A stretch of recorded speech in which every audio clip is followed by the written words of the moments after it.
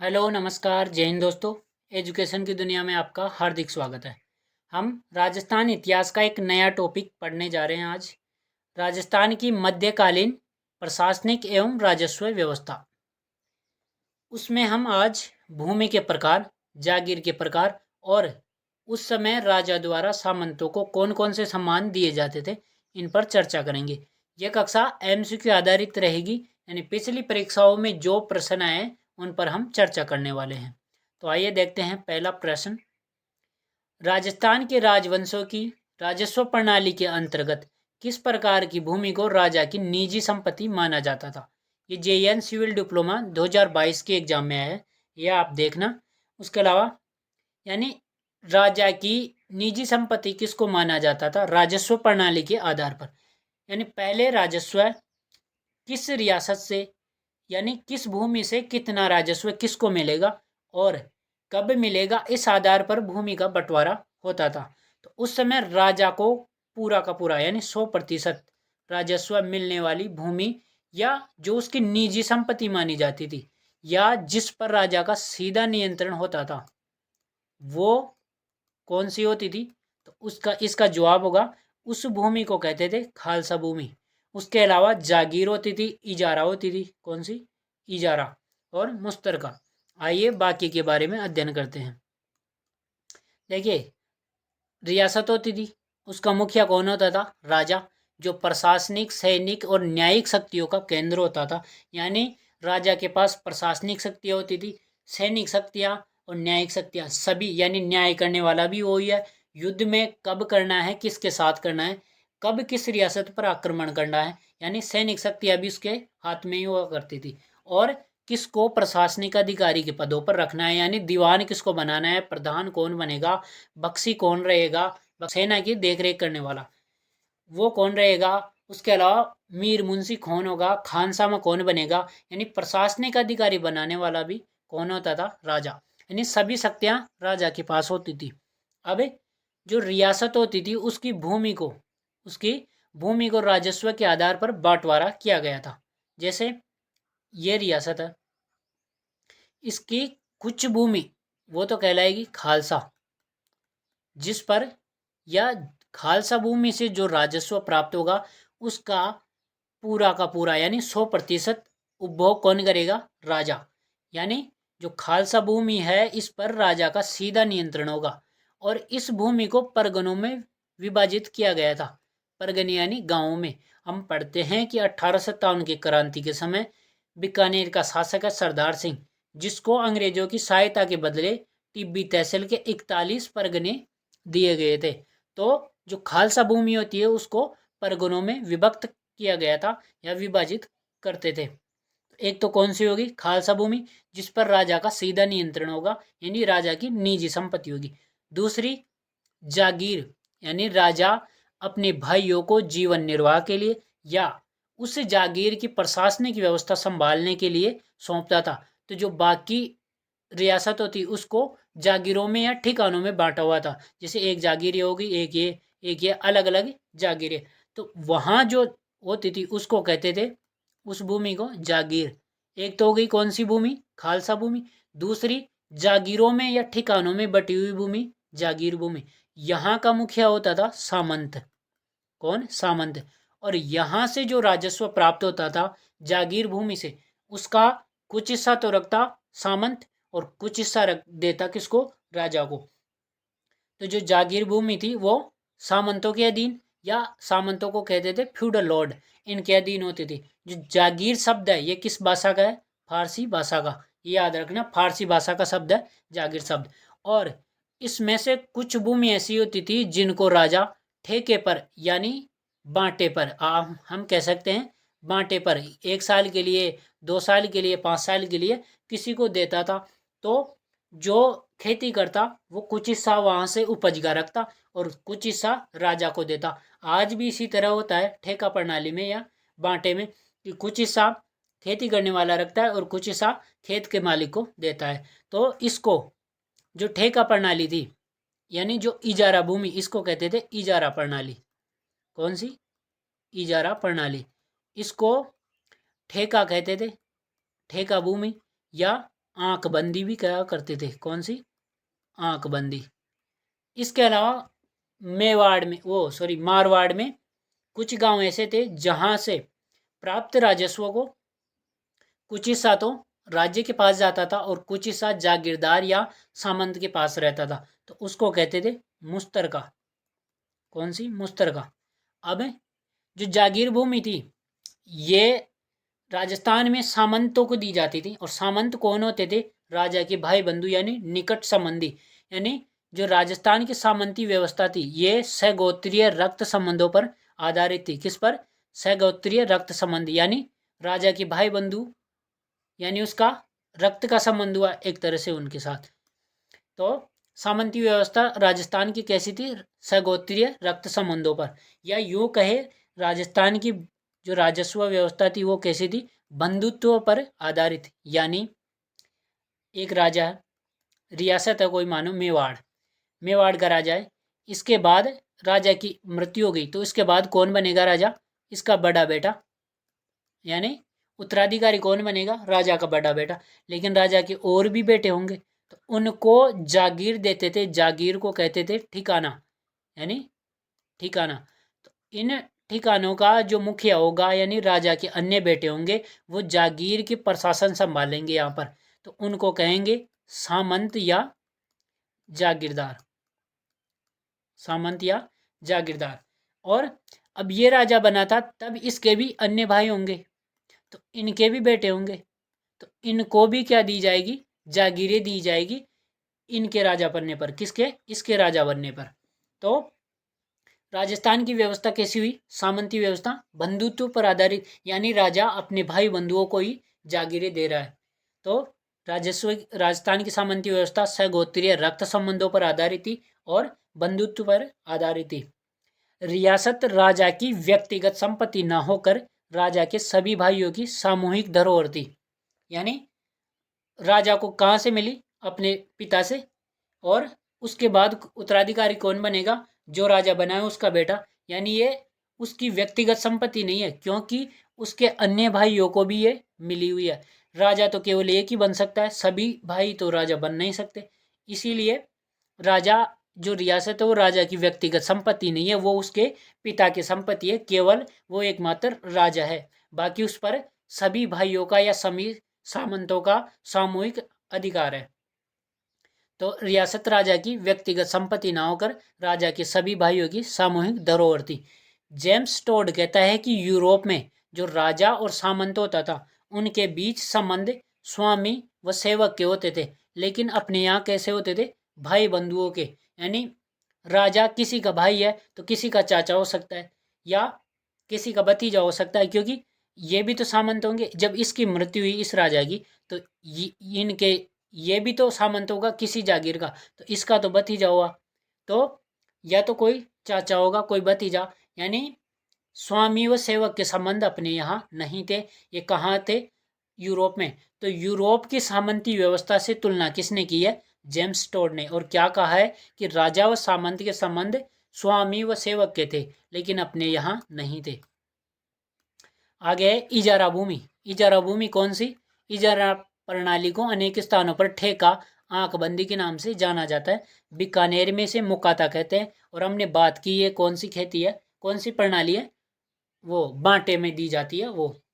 उसके अलावा भूमि होती थी रियासत में चरणोता, चारागाह या गोचर भूमि, यानी जो भूमि गांव के पशुओं को चरने के लिए यानी सामूहिक रूप से छोड़ी जाती थी, जहां सभी सार्वजनिक रूप से अपने पशु चराते थे, उसको चरणोता, चारागाह या गोचर कहते थे, जिसका नियंत्रण ग्राम पंचायत का होता था। यानी ऐसे नहीं है कि कोई एक व्यक्ति ही केवल अपने पशु चराएगा उस पर, नहीं, उस पर सभी का अधिकार है पशु चराने का, तो उस पर नियंत्रण किसका रहता था, ग्राम पंचायत का, और उसे कहते थे चरणोता, चारागाह, गोचर भूमि। उसके अलावा मुश्तरका, मारवाड़ राज्य में कुछ ऐसे गांव थे जिनकी आय का यानी राजस्व का कुछ हिस्सा जागीरदार और कुछ हिस्सा राज्य में बटी हुई थी, उसको मुश्तरका कहते थे। तो हमने कितने प्रकार की पढ़ी, एक तो जागीर पढ़ी, जागीर भूमि जो सामंत के पास रहती थी, एक पढ़ी खालसा भूमि जो सीधी राजा की निजी संपत्ति थी जिस पर राजा का सीधा स्वामित्व था, और उसके अलावा इजारा प्रणाली जो ठेके में दी जाती थी, उसके अलावा चरणौता जो चारागाह या पशु चराने के लिए छोड़ी गई, और एक मारवाड़ में मुश्तरका। जो इजारा प्रणाली थी इसको बीकानेर में कहते थे क्या? मुक्का था। कौन सी? मुक्का था। तो अपना प्रश्न क्या था? अपना प्रश्न था कि राजस्व प्रणाली के आधार पर यानी आय के आधार पर, टैक्स के आधार पर जो राजा की निजी संपत्ति होती थी उसको क्या कहते थे? खालसा भूमि। बाकी के बारे में हमने अध्ययन कर लिया। अगला प्रश्न है, जागीर शब्द किस भाषा से लिया गया है? ये वन रक्षक 2022 में है। हिंदी, मारवाड़ी, संस्कृत या फारसी? तो इसका जवाब होगा फारसी भाषा का शब्द है जागीर। और जागीर पर अधिकार किसका होता था? सामंत का। और सामंत कौन होते थे? राजा के भाई बंधु। और इसका आधा हिस्सा तो यानी कुछ हिस्सा तो रखता था कौन? सामंत। और आधा हिस्सा कौन किसके पास? राजा के पास भेजता था। अगला प्रश्न है, इजारा किसके लिए जाना जाता है? RS 2001 में आया है। भूमि मूल्यांकन, मुद्रा परिवर्तन, राजस्व की ठेका प्रणाली, स्वर्ण की खरीद। तो इसका जवाब होगा राजस्व की ठेका प्रणाली। इसे ही कहते हैं आंकबंदी। क्या? आंकबंदी। और बीकानेर में मुकाता। आगे है, कौन सा कथन सही नहीं है? RS pre 2013। खालसा भूमि राजा के नियंत्रण में होती थी। हाँ, हमने पढ़ा। इस पर सीधा राजा का नियंत्रण होता था, यानी यहाँ से जो राजस्व प्राप्त होता था उसका उपभोग राजा करता था। उसके अलावा जागीरी भूमि जिस पर जागीरदार या ठिकानेदार का पैतृक नियंत्रण होता था, यानी जब राजा के बाद राजा कौन बनेगा? उसका बेटा। तो यहाँ भी पैतृक नियंत्रण है। और जो सामंत बने हैं राजा के भाई बंधु, वहां पर उस जागीर पर भी सामंत कौन बनेगा? सामंत के बाद इसका बेटा ही सामंत बनेगा। यानी जो जागीर है वहां जागीरदार, ठिकानेदार, जागीर को जागीर कहते थे, उसके अलावा ठिकाना भी कहते थे। तो जागीरदार या ठिकानेदार या सामंत कौन बनेगा? उसका बेटा ही। तो यहाँ पर भी पैतृक नियंत्रण होता था। उसके अलावा हमने पढ़ा कि कुछ भूमि ऐसी होती थी जो सैनिकों को, यानी जो रियासत की या भूमि की रक्षा करते हुए शहीद होते थे, तो उनको जीवन निर्वाह के लिए, उनके परिवारजनों के लिए जो भूमि दी जाती थी, उनको कर्तव्यों को पूरा करने के लिए भी भूमि दी जाती थी। तो भूमियों को कुछ भूमि उनकी चौकीदारी की सेवाओं तथा मार्गों की सुरक्षा के कर्तव्यों को पूरा करने के लिए दी जाती थी। तो उसे कहते थे भौम जागीर। कौन सी? भौम जागीर। तो ये भी कथन सही है कि उनकी सेवाओं के लिए भूमि दी जाती थी। चरणौता भूमि पर राजा का नियंत्रण होता था। नहीं, हमने पढ़ा किसका नियंत्रण? ग्राम पंचायत का नियंत्रण। ग्राम पंचायत का नियंत्रण। और चरणौता भूमि चारागाह भूमि या गोचर भूमि पशुओं को चराने के लिए रहती थी। मदद ए मास मध्यकालीन राजपूत शासन में दी जाती थी। ये RS प्री 2001 में है। राज परिवार के सदस्यों को, कुलीन वर्ग को, विद्वानों एवं धार्मिक व्यक्तियों को, नौकरी करने वालों को। तो इसका जवाब होगा मदद ए मास। विद्वानों को, धार्मिक परिवार के व्यक्तियों को, यानी विद्वानों के ब्राह्मण, कवि, भाट, चारण, इनको मंदिर के लिए, मस्जिद, गौशाला के लिए जो भूमि, जो जागीर दी जाती थी उसे मुगल काल में तो कहते थे मदद ए मास, लेकिन अपने यहाँ राजस्थान में इसे कहते थे शासन जागीर। कौन सी? शासन जागीर या शासन जागीर। अब हम जागीर के प्रकार पढ़ेंगे। पहले हमने भूमि के प्रकार पढ़े थे कि रियासत में किस किस प्रकार की भूमि होती थी। अब हम जागीर के प्रकार पढ़ेंगे। जागीर के प्रकार, एक तो हो गई सामंती जागीर या सामंत जागीर। ये राजा जो अपने भाई बंधुओं को या निकट संबंधियों को देता था जागीर, उसको कहते थे सामंत जागीर। इस पर वंशानुगत अधिकार होता था, यानी सामंत का बेटा ही सामंत बनेगा। यानी जो सामंती जागीर होती थी उस पर वंशानुगत अधिकार होता था। उसके अलावा दूसरी जागीर होती थी हुकूमत जागीर। ये रियासत में जो प्रशासनिक अधिकारी होते थे, जैसे दीवान हो गया, प्रधान होता था, बख्शी होता था, मीर सामा, वो खान सामा, मीर मुंशी, किलेदार, ड्योढ़ीदार, इनको जो भूमि दी जाती थी, जो जागीर दी जाती थी, यानी यहाँ से जो राजस्व प्राप्त होगा उसका उपभोग प्रशासनिक अधिकारी करेंगे। तो उनको जो भूमि जागीर दी जाती थी उसको कहते थे हुकूमत जागीर। तो प्रशासनिक अधिकारियों को मुतसदी कहा जाता था। तो इसका दूसरा नाम होता था मुतसदी जागीर। इस पर वंशानुगत अधिकार होता था। ऐसा तो है नहीं कि कलेक्टर का बेटा कलेक्टर बनेगा या डॉक्टर का बेटा डॉक्टर। तो जब तक वो व्यक्ति दीवान रहता या प्रधान रहता, रियासत की सेवा में रहता, तब तक वो उस जागीर का से प्राप्त राजस्व का उपभोग करता। लेकिन जैसे ही वो सेवा से हटता तो उसका अधिकार भी या उसे राजस्व का उपभोग करने का अधिकार भी नहीं रहता। तो जो हुकूमत जागीर थी ये अवंशानुगत होती थी। उसके अलावा भूम जागीर होती थी, यानी भूम या जागीर की रक्षा करते हुए शहीद हुए सैनिकों को दी जाने वाली जागीर। हम आज भी देखते हैं कि सरकारें पेट्रोल पंप पे प्लॉट या भूमि शहीदों को देती है। तो उस जमाने में भी, यानी जब राजस्व प्रणाली चलती थी, मध्यकालीन राजस्थान था, उस समय भी शहीदों को भूम जागीर दी जाती थी। यानी यहाँ से जो राजस्व प्राप्त होता था उसको सैनिकों के परिवार वाले उपभोग करते थे। उसके अलावा शासन जागीर या शासन जागीर मंदिर के लिए, मस्जिद या गौशाला के लिए दी जाने वाली, विद्वानों को, चारणों को, भाटों को, कवियों को या ब्राह्मणों को दी जाने वाली, यानी एक प्रकार से धार्मिक हो गई है। धार्मिक लोगों को या धार्मिक के लिए, धर्म के लिए दी जाने वाली।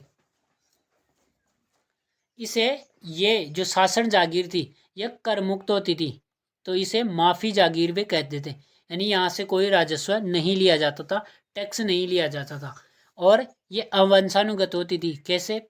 कि विद्वान जब तक राजा के पास रहेगा तब तक उसको जागीर से राजस्व मिलेगा, और जैसे ही वो उसकी सेवा में नहीं रहेगा तो उससे वहाँ का उपभोग करने का जो अधिकार है वो भी छीन लिया जाएगा। तो शासन जागीर वंशानुगत होती थी।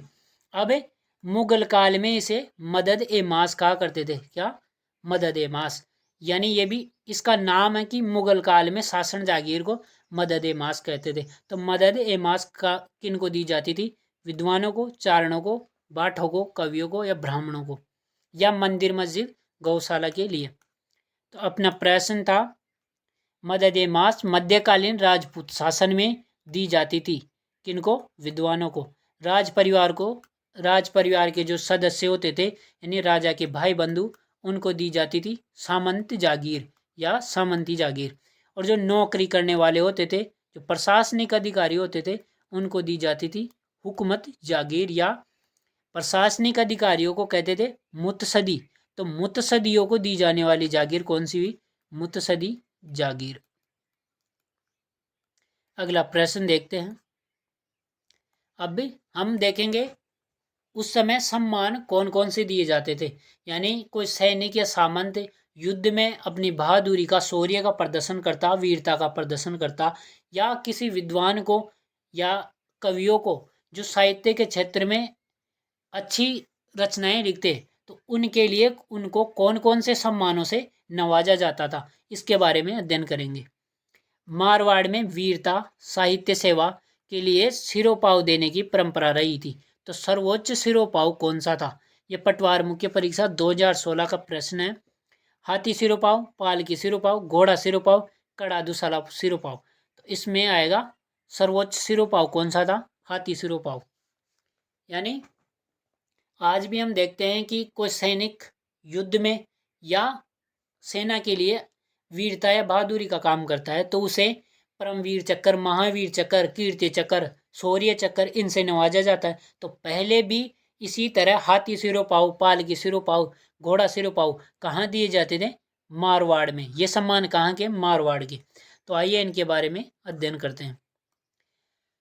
सामंतों द्वारा युद्ध में वीरता, बहादुरी दिखाने पर मिलने वाले सम्मान, वो तो हमने पढ़े। सिरोपाव तो कहाँ के थे? मारवाड़ के। लेकिन राजस्थान में कौन कौन से दिए जाते थे? तो वो था, एक तो ताजीम, एक था बहापसाव, एक था हाथ कुरब। ताजीम दो प्रकार का था, एक तो एक एवड़ी ताजीम और दूसरा दौड़ी ताजीम। एक एवड़ी ताजीम में क्या होता था कि जो सामंत बहादुरी दिखाता था वो अब राजा के दरबार में आएगा तो जब सामंत राजा के दरबार में आ रहा है तब राजा सामंत के सम्मान में अपनी गद्दी से उठेगा, अपने आसन से उठेगा। तो वो केवल आ रहा है दरबार में तब तो एक एवड़ी ताजिम, लेकिन सामंत के दरबार में आने पर और सामंत के दरबार से बाहर जाने पर राजा अपने आसन से खड़ा हो रहा है तो दो उड़ी ताजिम। यानी केवल आने पर खड़ा हुआ राजा तो एक एवड़ी ताजिम, आने व जाने पर खड़ा हुआ तो दो उड़ी ताजिम। तो ताजिम के दो प्रकार, एक एवड़ी और दो उड़ी। यानी सामंत के सम्मान में राजा का खड़ा होना। दूसरा सम्मान है बाहें पसाओ। इसमें सामंत दरबार में आएगा, राजा अपनी गद्दी पर बैठा हुआ है, सामंत दरबार में आकर अपनी तलवार निकालेगा और उस तलवार को राजा के घुटनों के टच करवाएगा। तब राजा अपनी बाह पसारेगा, अपना हाथ लंबा करेगा और सामंत की पीठ थपथपाएगा। यानी ये बताएगा कि ये अपना खास आदमी है, इस पर अपना हाथ है। तो इसमें बाह पसारी, इस सम्मान में तो बाह पसा हो गया। दूसरा हाथ कुरब, वो तीसरा हाथ कुरब। हाथ कुरब में भी बाह पसाव की प्रक्रिया है कि सामंत आएगा, तलवार निकालेगा, राजा के घुटनों के टच करवाएगा और राजा उसी प्रकार सामंत की पीठ थपथपा करके उसको अपने हाथ को अपने हृदय से लगाएगा। यानी ये बताएगा कि हमें आपकी वीरता या बहादुरी याद है। तो 3 प्रकार के सम्मान पड़े, ताजीम, बाह पसाव, हाथ कुरब। उसके अलावा मारवाड़ में दिए जाते थे हाथी सिरोपाव, पालकी सिरोपाव, घोड़ा सिरोपाव। इसके अलावा आगे हम पढ़ेंगे सादा सिरोपाव, कड़ी दुसाला और कंठी दुपट्टा। तो जो हाथी सिरोपाव होता था ये सर्वोच्च सम्मान होता था। इसमें जिनको भी हाथी सिरोपाव मिला हुआ था उनको कपड़ों सहित सालाना यानी वार्षिक कितने 780 रुपये दिए जाते थे, 780 रुपये। लेकिन जो जिनको सम्मान मिला हुआ है अगर उसकी शादी है तो उस साल उसको 849 रुपये चोगे और कमरबंद भी दिए जाते थे। अगर किसी सामंत राजा के भाई बंधु को हाथी सिरोपाव मिला हुआ है तो उसको वार्षिक कितने दिए जाएंगे, 1000 रुपये। तो हाथी सिरोपाव सामान्य साल में तो मिलेगा कितना, 780 रुपये, विवाह के समय 849 और चौगे कमरबंद, और भाई बंधुओं को 1000 रुपये देते थे। उसके अलावा पालकी सिरोपाव में 472 रुपये और शादी वाले साल में 553 रुपये। तीसरा सम्मान या तीसरी श्रेणी आ गई घोड़ा सिरोपाव, 240 रुपये और शादी वाले 340 रुपये। यानी इसमें केवल श्रेणी याद रखनी है, राशि याद नहीं रखनी है। अभी तक श्रेणी से प्रश्न बना है। उसके अलावा चौथा सम्मान हो गया सादा सिरोपाव। इसमें जैसे मेवाड़ में हम पढ़ते हैं कि प्रथम श्रेणी के 16 ठिकाने थे, तो उसी अनुसार मारवाड़ी में भी श्रेणी हुआ करती थी। तो जो प्रथम श्रेणी के सामंतों को सादा सिरोपाव मिलता था उसमें 140 रुपये देते थे और शादी वाले साल 240। लेकिन सेकंड श्रेणी के सामंत को केवल 100 रुपये दिए जाते थे और थर्ड श्रेणी के सामंत को 71 रुपये। उसके अलावा वो 5वां सम्मान आ गया कौन सा, कड़ा दुसाला, मोती जरीदार पगड़ी सिरोपाव। यानी इसमें प्रथम श्रेणी के सामंत को देते थे 121 रुपये, सेकंड श्रेणी के सामंत को 85 और थर्ड को 65 रुपये। उसके अलावा छठा सम्मान है कंठी दुपट्टा सिरोपाव। इसमें प्रथम को 75, सेकंड को 60, थर्ड को 45। कौन कौन से सम्मान पढ़े हमने, हाथी सिरोपाव पहला, उसके बाद पालकी, तीसरा घोड़ा, चौथा सादा, 5वां कड़ा दुसाला, मोती जरीदार पकड़ी और छठा कंठी दुपट्टा। इनमें सर्वोच्च सम्मान कौन सा हुआ, हाथी सिरोपाव, जिसमें 780 रुपये सामान्य साल में और 849 जो शादी वाले साल में, और राजा अपने भाई बंधुओं को देता था 1000 रुपये।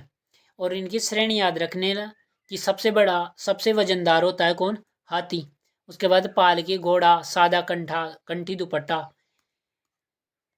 आज के लिए इतना ही, मिलते हैं अगली कक्षा में। अगर अभी तक चैनल को सब्सक्राइब नहीं किया है तो सब्सक्राइब कर लीजिए और नोटिफिकेशन में ऑल को सेलेक्ट कीजिए ताकि नया वीडियो आते ही आपके पास सूचना पहुंच जाइए। वीडियो को अंत तक देखने के लिए आपका बहुत बहुत धन्यवाद। सत्यमेव जयते, भारत माता की जय। राम राम सा।